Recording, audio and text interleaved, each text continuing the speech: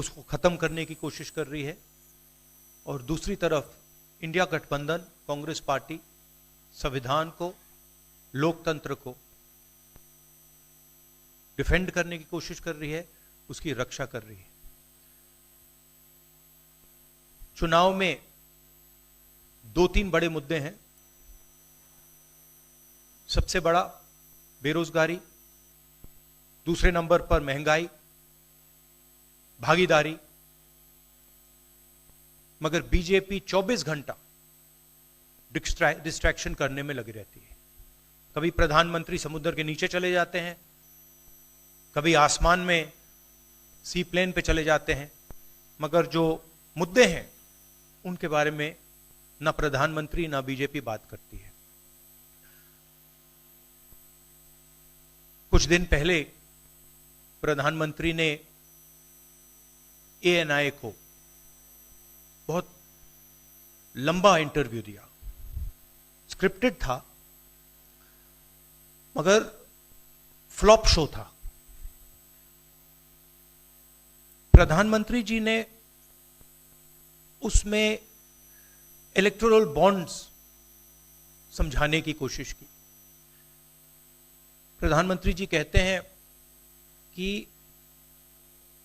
Electoral bonds का system transparency के लिए लाया गया, राजनीति को साफ करने के लिए लाया गया। अगर यह सच है तो उस सिस्टम को सुप्रीम कोर्ट ने रद्द क्यों किया?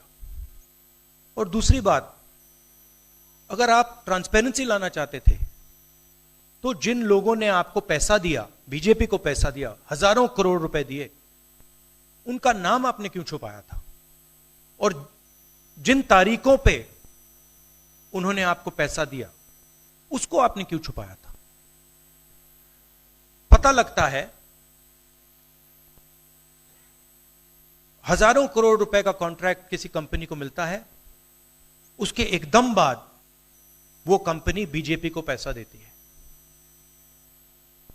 सीबीआई की इंक्वायरी होती है, ईडी की इंक्वायरी होती है, किसी कंपनी पर शुरू होती है, उसके 10-15 दिन बाद कंपनी करोड़ों रुपए बीजेपी को देती है और फिर सीबीआई की इंक्वायरी, ईडी की इंक्वायरी बंद हो जाती है।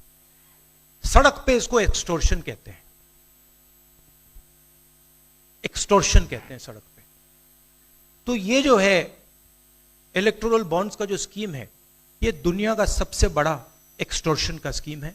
हिंदुस्तान के सारे बिजनेसमैन इस बात को समझते हैं, जानते हैं, और प्रधानमंत्री जितनी भी सफाई देना चाहें कोई फर्क नहीं पड़ने वाला है, क्योंकि पूरा देश जानता है कि प्रधानमंत्री भ्रष्टाचार के चैंपियन है।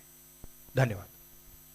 शुक्रिया राहुल जी। अच्छा, एक और बात, आपने जयराम जी आपने कहा कि जो भी आपको क्वेश्चंस पूछने हैं आप पूछेंगे, और ये ओपन एंड